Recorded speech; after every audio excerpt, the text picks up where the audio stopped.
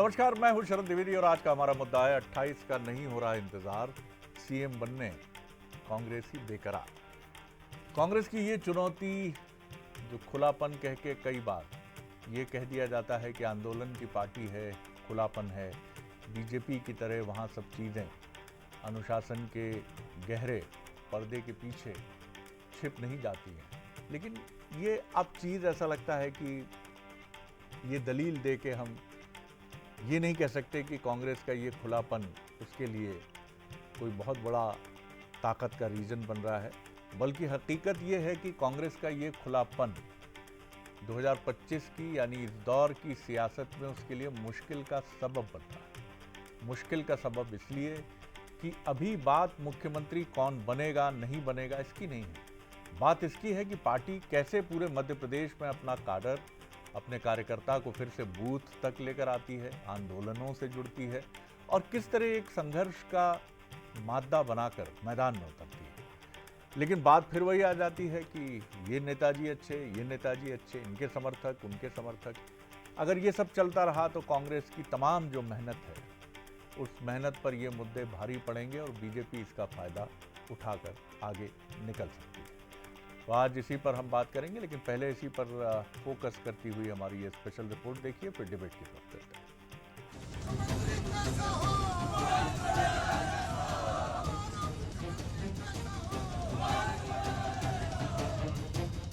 अनूपपुर के मंच पर जैसे ही नारे गूंजे, हमारा मुख्यमंत्री उमंग सिंघार जैसा हो, कांग्रेसी खेमे में हलचल तेज हो गई। नेता प्रतिपक्ष उमंग सिंघार ने साफ किया कि 2028 अभी दूर है और वो राजनीति में सिर्फ जनसेवा के लिए हैं। हालांकि उन्होंने मुख्यमंत्री बनने की संभावनाओं से खुद को अलग भी नहीं किया। आज मैं जब नर्मदा मैया के दर्शन कर रहा था, पंडित जी बोले कि तो आपके मन में क्या है? मैंने पंडित जी को कहा कि मेरे मन में सिर्फ एक ही भावना है कि अंतिम सांस तक लोगों की सेवा करता रहूं, जन सेवा करता रहूं। और ये नर्मदा जानती कि मैंने उन्हें नहीं कहा कि मुझे मुख्यमंत्री बनना। भाग्य की बात है, अलग बात है क्या होना है। कांग्रेस के दिग्गज नेता और पूर्व कानून मंत्री पीसी शर्मा ने कहा कि कांग्रेस के पास कई मजबूत और काबिल चेहरे हैं, जिनमें सिंघार भी शामिल हैं। देखिए, कांग्रेस के जितने भी नेता और विधायक हैं ये सब कॉम्पिटेंट हैं। उमंग सिंघार हो या जीतू पटवारी, कमलेश्वर पटेल हो, मरकाम हो या राहुल भैया हो या जयवर्धन सिंह हो, ये सब उस कैपेसिटी के, ये सब स्ट्रांग है, कोई सभी वो है। वहीं बीजेपी ने इसे कांग्रेस की अंदरूनी लड़ाई करार दिया। विधायक रामेश्वर शर्मा ने कहा कि कांग्रेस में तलवारें खिंच चुकी हैं और कांग्रेस के अंदर एक अनार 100 बीमार की स्थिति है। वहीं कैबिनेट मंत्री विश्वास सारंग ने चुटकी लेते हुए कहा कि कांग्रेसी मेरी मौसी को मूछें होंगी तो मामा कहूंगा वाली कहावत पर काम कर रहे हैं।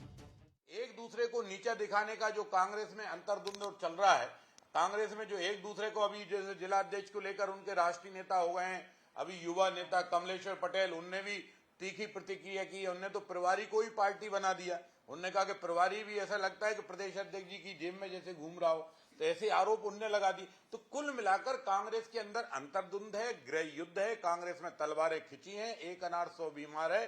शेख चिल्ली के हसीन सपने लेकर कांग्रेसी उछल कूद कर रहे हैं। कांग्रेस की स्थिति बद से बदतर है। संगठन के नेता आपस में झगड़ा कर रहे हैं। कमलेश्वर पटेल जैसे नेता प्रदेश अध्यक्ष और प्रदेश प्रभारी को ही कटघरे में खड़ा कर रहे हैं। मेरी मौसी को मूछें होंगी तो मैं उन्हें मामा कहूंगा। अरे अभी ना मौसी को मूछें होंगी ना आप मामा कह पाओगे। अनूपपुर में गूंजे नारे से कांग्रेस में सीएम चेहरे को लेकर बहस छिड़ गई है। सिंघार ने 2028 दूर होने की बात जरूर कही, लेकिन खुद को मुख्यमंत्री पद से अलग भी नहीं किया। अब सवाल ये है कि क्या कांग्रेस 2028 का इंतजार करेगी या फिर अभी से सीएम की कुर्सी की सियासत शुरू हो चुकी है। तो देखा आपने कि अभी तो न सूत न कपास और जुलाहों में लट्ठम लट्ठा। हालांकि इसमें उमंग सिंघार जी का कोई दोष नहीं है, वो अलग अपनी बात कह रहे थे। बस उनसे एक ही चीज़ उनके मुंह से निकल गई जिसे उनके समर्थकों ने वहाँ पकड़ लिया। उन्होंने कहा मुख्यमंत्री कौन बनेगा ये तो भविष्य के गर्भ में है, लेकिन मैं सेवा करता हूँ। लेकिन कांग्रेस का कल्चर और स्वभाव अलग है। मजाल है कि बीजेपी में कितना भी बड़ा नेता हो और उसे पार्टी की तरफ से मुख्यमंत्री का चेहरा घोषित नहीं किया गया हो तो वहाँ नारे लग जाएं कि संघर्ष करो, हम तुम्हारे साथ हैं, मुख्यमंत्री कैसा हो, फला फला भैया जैसा हो। कभी हो ही नहीं सकता। क्या सवाल है हमारे, देखिए ज़रा। क्या कांग्रेस में 2028 चुनाव से पहले ही सीएम पद के लिए एक होड़ शुरू हो चुकी है? सिंगार को लेकर जो आवाज़ उठी है वो सिर्फ नारा था जोश से भरा हुआ, या कहीं अंदर एक मैसेज है, इंटरनल मैसेज है? कांग्रेस में एक अनार 100 बीमार वाली जो कहावत है, क्या वो है? और बीजेपी के आरोप कितने सही हैं?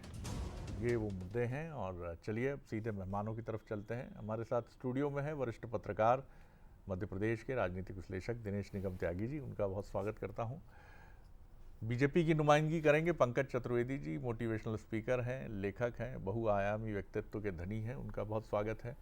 और अजीत सिंह भदौरिया जी हैं, वरिष्ठ नेता हैं कांग्रेस के और साथ ही सीनियर स्पोक्स पर्सन की जिम्मेदारी संभालते हैं। त्यागी साहब, पहला सवाल आप ही से, कैसे देखते हैं आप? सब कुछ बढ़िया चलता रहता है, कहीं कमलेश्वर जी बोल देते हैं, कमलेश्वर जी के पहले जीतू जी ही बोल देते हैं, जीतू जी के पहले कोई और जी बोल देते हैं। इनसे मैं नहीं कहता कि कांग्रेस की संभावनाओं को या कांग्रेस को कोई बहुत बड़ा झटका लगता है, लेकिन अचानक ऐसा लगता है कि चलती हुई गाड़ी में किसी ने अचानक से ब्रेक लगा दिया। क्या कहेंगे? आप ठीक कह रहे हैं। कांग्रेस की ये समस्या नई नहीं है, बहुत पुरानी है। आप याद करिए, जब दिग्विजय सिंह की सरकार जाने के बाद जी, सुभाष यादव, जमुना देवी, अजय सिंह, दिग्विजय सिंह प्लेन में चलती थी।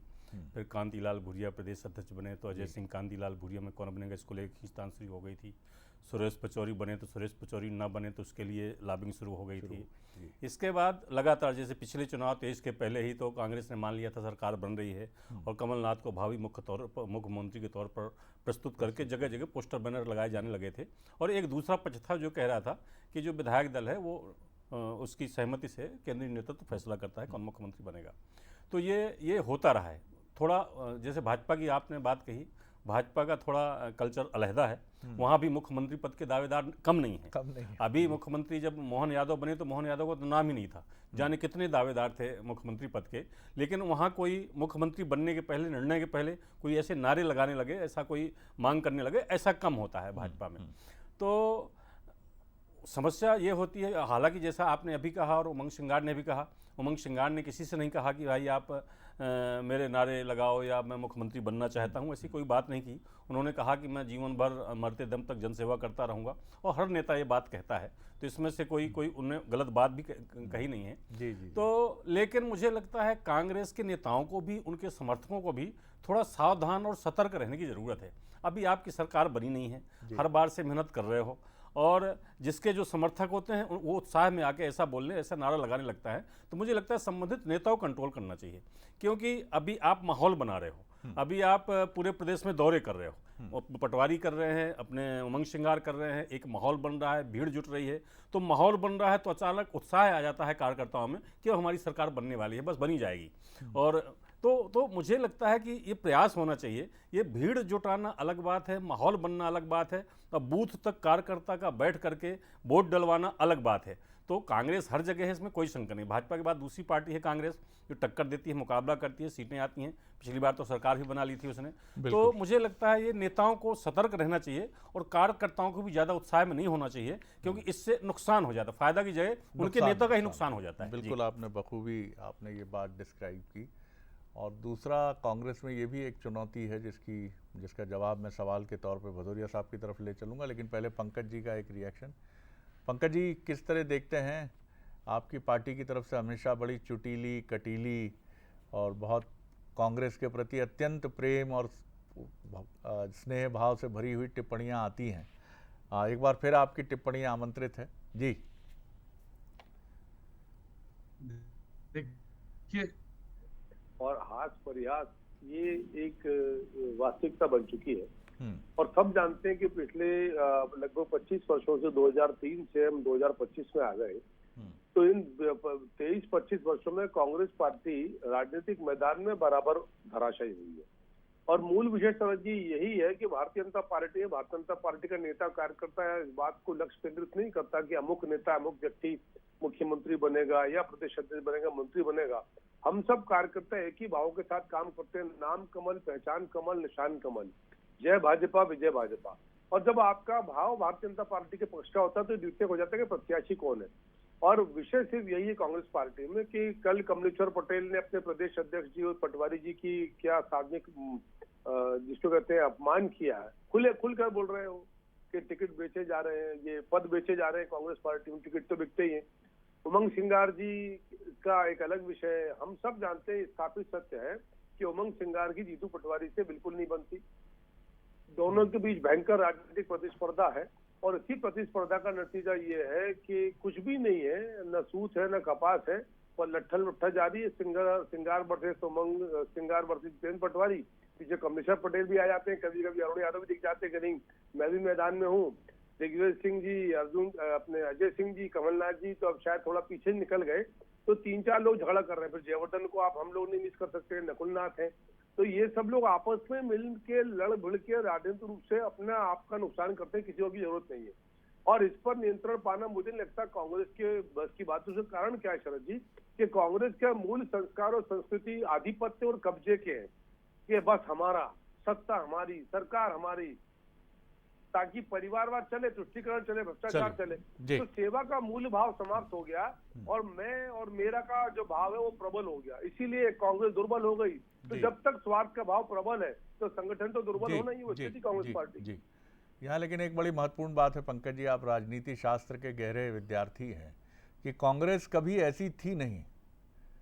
कांग्रेस में ये जो विकृतियां उभरी हैं, ये उभरी हैं 70 के दशक के आरंभ से, जब केंद्रीयकरण सत्ता का, जो हर पार्टी की चुनौती है, वहां से शुरू होती हैं। इंदिरा जी का रिजिम उभरता है। और माफ कीजिएगा, ये सत्ता की अनिवार्य बुराई है, इससे आपको भी सावधान रहना है। जब तक आप अपने पथ पर सधे हुए कदमों से चलेंगे, आप आगे बढ़ते रहेंगे। यह आजादी की पार्टी रही है, त्याग तपस्या इसका सिद्धांत रहा है, लेकिन जैसे ही उसको छोड़ा, एक व्यवस्था ईश्वरीय मूल्यांकन की भी है, वो बराबर आप पर निगाह रखती है। भदौरिया साहब, आपकी तरफ आ रहा हूं।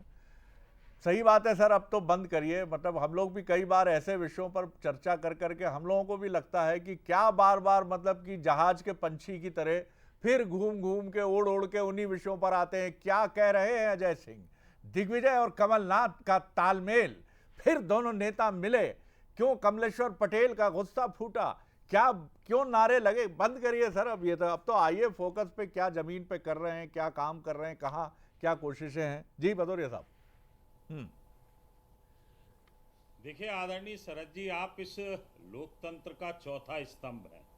आप स्वतंत्र हैं, आकलन करने के लिए स्वतंत्र हैं, जिसमें आप जैसा व्यक्तित्व तो जो बिल्कुल एकदम से प्रभावशाली और निष्पक्ष आकलन करता है, उसका सम्मान करते हैं, कांग्रेस पार्टी सम्मान करती है। जहाँ तक बात अभी अब हम चर्चा कर रहे हैं उमंग सिंगार जी के वक्तव्य की, आपकी स्टोरी में ही स्पष्ट हो गया था। उमंग सिंगार जी ने जैसे ही आदिवासी दूरस्थ अंचल के युवाओं ने उमंग सिंगार जी के मुख्यमंत्री बनने के पक्ष में जैसे ही नारेबाजी की, उमंग सिंगार जी ने उन्हें तत्काल रोक दिया। आदरणीय शरद जी, ये एक दूसरा पहलू है। आप देखिए ना कि मध्य प्रदेश के अंदर आज चाहे वो आदिवासी का दूरस्थ चेहरा अनूपपुर हो, शहडोल हो या कोई दूसरा भी क्षेत्र हो, अनुसूचित जनजाति के लोगों, आज सबके मन में ये भाव पैदा हो गया है कि कांग्रेस पार्टी की 2028 में सरकार बनना चाहिए। वह सामूहिक नेतृत्व के रूप में कांग्रेस पार्टी आदरणीय शरद जी आगे बढ़ रही है। उसी का परिणाम था कि उत्साही युवाओं ने उमंग सिंगार जी के लिए नारे लगाए। और आप देखिए ना, हर वर्ग का व्यक्ति चाहता, आदिवासी वर्ग का व्यक्ति चाहता है कि हमारे वर्ग का व्यक्ति मुख्यमंत्री बने, तो उन्होंने उत्साह में उमंग सिंगार जी के पक्ष में नारे लगाए। तो मैं तो इसको कहीं कोई गलत नहीं समझता। हाँ, नेता ने हाल ही फौरी तौर पर उनको समझाइश दे दी। और जहाँ तक जीतू पटवारी जी के संदर्भ की बात कर रहे हैं, जीतू पटवारी जी, आदरणीय त्यागी जी ने भी अभी कहा, लगातार मेहनत कर रहे हैं, मध्य प्रदेश में एक एक जगह पर जा रहे हैं, संगठन का सृजन हुआ।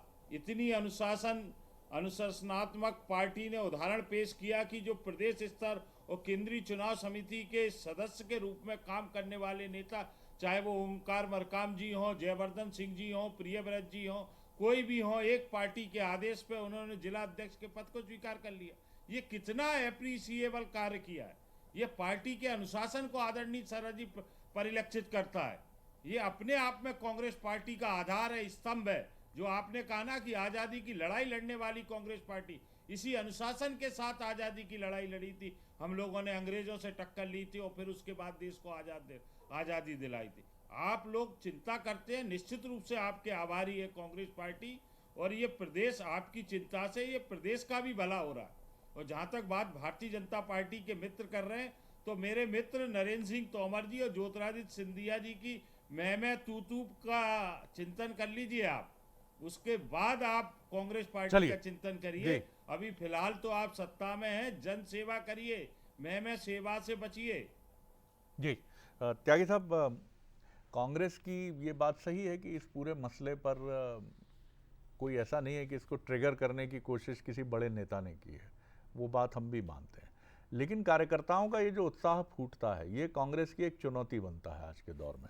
और दूसरी एक चुनौती ये है कि कांग्रेस कुछ चीज़ों को लेकर, जिस तरह बीजेपी में कोई भी मुद्दा उठता है प्रभारी आ जाते हैं सामने, दिल्ली से राष्ट्रीय सह संगठन मंत्री या संगठन महामंत्री खुद आ जाते हैं वो बात करने के लिए, भैया बड़ी मजबूत हमारे अनुशासन की पार्टी है, मत करिए, ऐसा मत करिए, ये चीज़ मत करिए। लेकिन यहाँ ये चीज़ नहीं होती। यहाँ अभी भी सिद्धारमैया जी का दबदबा बरकरार रहता है।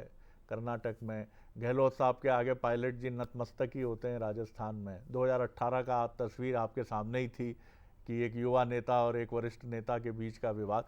कांग्रेस क्या मतलब जो राइट टाइम में इंटरवीन करना चाहिए, हस्तक्षेप करना चाहिए, क्या उसमें चूकती है कुछ? ये है थोड़ा, उसकी वजह आप ये मान सकते हो कि भाजपा कार्डर बेस्ड संगठन बेस्ड पार्टी है और भाजपा में नीचे से ऊपर तक एक एक प्रभारी नहीं, प्रभारी ऊपर प्रभारी, प्रभारी ऊपर प्रभारी, आप देखते हैं कि पूरी चेन जैसी बनी हुई है। चेन पूरी रहती है। तो कोई ना कोई यहाँ रहता ही है और दौड़े भी होते रहते हैं, आते भी रहते हैं। मध्य प्रदेश में जहाँ तक कांग्रेस का सवाल है, कांग्रेस में जो एक प्रभारी हैं वो आते हैं और समस्या कांग्रेस की ये है कि कोई दिग्विजय सिंह हों, कमलनाथ हों, जीतू पटवारी हों, अपने उमंग सिंगार हों, इनको कोई नेता समझा नहीं सकता। ठीक बात है। इसमें समस्या ये है कि इनके अंदरूनी मतभेद, बैठ लेते हैं, बैठ के प्लान बना लेते हैं, बैठकों में आते हैं, बहुत सारे तो लोग नहीं आते हैं। तो ये एक कमी जो आप जिस ओर इशारा कर रहे हैं कि जैसे भाजपा में देखिए तो भाजपा में प्रभारी, सह प्रभारी, फिर राष्ट्रीय संगठन मंत्री, फिर सह संगठन, ऐसे करके उनकी एक लंबी चेन है। तो कोई मुद्दा होता है तत्काल बैठक बुलाते हैं, तत्काल बुला लेते हैं कि भाई सावधान रहो, सतर्क रहो, ऐसे चलो। ये थोड़ा कांग्रेस में कमी है। लेकिन अब चूंकि तुलनात्मक रूप से लंबे समय बाद कांग्रेस नेतृत्व ने युवाओं को कमान सौंपी है मध्य प्रदेश में, जीतू पटवारी को भी और उमंग सिंगार जी को भी। बड़े नेता थोड़ा एक तरफ साइड लाइन हुए हैं, भले उनकी इच्छा चाहे जो हो, उनके पुत्रों को, बेटों को स्थापित करना है, लेकिन कांग्रेस को स्थापित करना है, ये भी कहीं ना कहीं दिमाग में है। तो नई यूथ है। और जैसे बात आया था कि जीतू पटवारी उमंग सिंगार में भी बीच बीच में मतभेद आ जाते हैं, लेकिन एक पिछड़े वर्ग से है, एक आदिवासी वर्ग से है। उमंग सिंगार अपनी जगह मेहनत कर रहे हैं, जीतू पटवारी अपनी जगह मेहनत कर रहे हैं। उमंग सिंगार आदिवासियों के बीच जा रहे हैं, खूब दौड़े कर रहे हैं, और कुछ ऐसे जैसे वो मुद्दा उन्होंने एक उठाया कि आदिवासी हिंदू नहीं है, तो इसको लेके मुझे लगता है कि वो चाहते हैं कि भाजपा इस मुद्दे का ज़्यादा से ज़्यादा विरोध करे। वो मैसेज उनका आदिवासियों के बीच जाए कि हम आदिवासियों का कल्चर अलग है, हम आदिवासी अलग है, हम हिंदू नहीं हैं। तो वो आदिवासियों के बीच अपनी पैठ बनाने की कोशिश कर रहे हैं। मुझे लगता है वो उत्साह पैदा करने में वो कामयाब हुए हैं, इसीलिए उत्साह में लोग नारेबाजी लगा रहे हैं। लेकिन फिर भी मुझे लगता है बड़े नेताओं को इस पर नजर रखना चाहिए। उमंग सिंगार को, जीतू पटवारी को ज़्यादा सावधान रहना चाहिए। ये मैसेज नहीं जाना चाहिए कि दोनों अलग अलग है। जी बिल्कुल आपने सही कहा। पंकज जी, आपके यहाँ कुशाभाऊ ठाकरे जी को भी हमने देखा और उनके त्याग को भी देखा। वो दौर था, भले ही वो राष्ट्रीय अध्यक्ष के पद पे रहे हों, लेकिन तब ये स्थिति थी कि पार्टी की सरकार देश में उत्तर प्रदेश को छोड़ दें और इक्का दुक्का राज्यों में, कभी मध्य प्रदेश में 77 के बाद 1990 में, तो स्थितियां बहुत भिन्न होती थी। त्याग करने वाला सामने आए और बड़े फैसले हो। आज आपके यहाँ बिहार चुनाव है, लेकिन मुझे राजीव प्रताप रूडी कहीं दिखते नहीं है। प्रकाश जावड़ेकर जी तो मैं ढूंढता रहता हूं, कहीं नजर नहीं आते मुझे। रविशंकर प्रसाद जी अब उसी भूमिका में हैं, एक प्रवक्ता की तरह। सारे वरिष्ठ जितने नेता थे उनसे हाथ जोड़कर कह दिया गया कि युवाओं का मार्ग प्रशस्त करें। मध्य प्रदेश में भी तस्वीर आपके हमारे सामने है। बीजेपी की ये ताकत है, ये कमजोरी बन सकती है, ये विरोध की तरफ जा सकते हैं, रूढ़ी बगावत कर सकते हैं, जावड़ेकर जी नाराज हो सकते हैं, स्मृति ईरानी भी कह सकती हैं कि मुझे राज्यसभा भेजिए, लेकिन नहीं होता। यही आपकी सफलता है और जब तक आप सधे कदमों से बढ़ते रहेंगे इस रास्ते पर, आपकी जय जय होती रहेगी। देखिए शरद जी, मैंने आपसे यही आग्रह किया था कि भारतीय जनता पार्टी का कोई भी कार्यकर्ता या नेता अपने निजी शुद्ध राजनीतिक स्वार्थों के लिए कभी भी पार्टी और संगठन की विजय से समझौता करता ही नहीं है। मतभेद किसी विषय पर हो सकता है, पर वो मतभेद वैसे परिलक्षित कभी नहीं होगा, ना पर धरातल पाए, क्योंकि वो भाव मन का भीतर है कि हो सकता है मलाल है किसी बात को लेके, तो वही समाप्त। पर संगठन के हितों के विरुद्ध तो कोई समझौता नहीं। आप देखिए कल कमलेश्वर पटेल खुलेआम अपने प्रभारी की बुराई कर रहे हैं, ओपनली बुराई कर रहे हैं सर जी। 24 घंटे से ज्यादा समय हो गया, कोई कार्रवाई। किसी ने पूछा कमलेश्वर पटेल से, कहीं दिखते हैं आपको हरीश चौधरी जी जो इनके प्रभारी हैं, वो अतिथि के जैसे आते हैं, अतिथि के जैसे वापस चले आते हैं। तो यदि प्रभारी प्रदेश पर भारी पड़ने लगे संगठन पर, तो सोचिए आपके जिनका काम था समन्वय का, यदि वो समन्वय की बजाय संवादहीनता के कारण बने तो कितने दुख का विषय। दूसरा, जब भी इस प्रकार के विषय आते हैं तो कांग्रेस पार्टी के कार्यकर्ता भी, हमारे मित्र कह रहे थे कि बड़ा उत्साह है, लोगों ने उत्साह में कहा। शरद जी, मैं 3 चुनाव गिनाता हूँ आपको, पिछला लोकसभा चुनाव, पिछला विधानसभा चुनाव और कमलनाथ जी के समय का उपचुनाव। 2 चुनाव में तो कमलनाथ जी मैदान में थे, अवश्यंभावी मुख्यमंत्री, और हर जगह प्रचार प्रसार, मंत्रिमंडल बढ़ गया, विभाग बढ़ गए, तय हो गया, निगम मंडल निर्धारित हो गए। नतीजा क्या हुआ कांग्रेस का? लोग विधानसभा चुनाव हार गए, लोकसभा में पहली बार मध्य प्रदेश में सुपड़ा साफ हो गया। यही स्थिति उस उपचुनाव में हुई थी कि अब तो सरकार बनना पक्की है, अब देख लेना, अभी सरकार देख लेना, अब देख लेना, तब देख लेना। अरे देखना, पहले अपने अंदर भीतर झांक कर तो देखो कि गुटबाजी का जो दीमक लगा हुआ है, तो एक दूसरे को काटने पर लगाए, ये जन सरोकार से दूर है शरद जी। इनका जो फोकस, जो ध्यान है इस बात के ऊपर है कि कौन से भाई साहब मुख्यमंत्री के दावेदार हो सकते हैं, कैसे बनेंगे इसकी बात ही नहीं है, कौन बनेगा इसके ऊपर चिंतन है, पर कैसे बनेंगे इस पर बातचीत ही नहीं है। इसके लिए दुर्दशा है इनकी। भदौरिया साहब, पंकज जी की बातों में सत्यता तो है, आप भी, मैं समझता हूं आपके दायित्व बोध को समझता हूं मैं कि इस मंच पर आप भी और पंकज जी भी की संयमित भूमिका के साथ हैं, लेकिन ऐसा नहीं है कि बीजेपी में अभी असंतोष नहीं है। भीतर भीतर कांग्रेस से आए हुए जो नेता हैं, हम चर्चा भीतर भीतर सुनते रहते हैं कि इस बात को लेकर थोड़ा सा आनंद नहीं आया, लेकिन ये असंतोष खदबदाता है, लेकिन विद्रोह का लावा बनकर या असंतोष का छोटा मोटा भी विस्फोट बनकर नहीं आता सामने। आपको सर, अब this is the high time, एक बहुत महत्वपूर्ण समय है कि आपको इस पर मजबूती से रोक लगानी होगी। आपके कई प्रभारी ऐसे हैं जिनके खिलाफ खुलकर बोला गया। कमलनाथ जी के समय टिकट बेचने के आरोप लगे हैं, एक प्रभारी तो रो कर गए कि मेरी ऐसी बेइज्जती हुई जो गुजरात से आते थे। ये सब आपको बंद तो करना पड़ेगा जी। देखिए आदरणीय शरद जी, मैं आपकी बात से सहमत हूं, परंतु एक बहुत विनम्रता से आग्रह करूंगा कि जो गिलास का उदाहरण है ना कि आधा गिलास खाली रखा है, वो आधा गिलास खाली जो है ना वो कांग्रेस के लिए देखा जाता है, आधा गिलास जो भरा है वो भारतीय जनता पार्टी के लिए देखा जाता है। मैं तो बहुत विनम्रता से आग्रह करूंगा कि जो आप देखिए ना भारतीय जनता पार्टी के अंदर अभी इन्होंने विधायकों को समझाइश दी थी बुला के भारतीय जनता पार्टी के कार्यालय में कि अपने शब्दों को संयमित करिए, अपने उसको संयमित करिए व्यवहार को। उसके बाद प्रीतम लोधी ने बयान दिया अभी 2 दिन पहले शिवपुरी के अंदर। प्रीतम लोधी ने क्या कहा? सरकार को और शासन को सबको घेरा। प्रद्युम्न सिंह तोमर जी ने और तुलसीराम सिलावट जी ने भरी कैबिनेट में मुख्यमंत्री को घेर लिया, पूरी सरकार को घेर लिया। तो ये क्या अनुशासनहीनता की परिधि में नहीं आता क्या?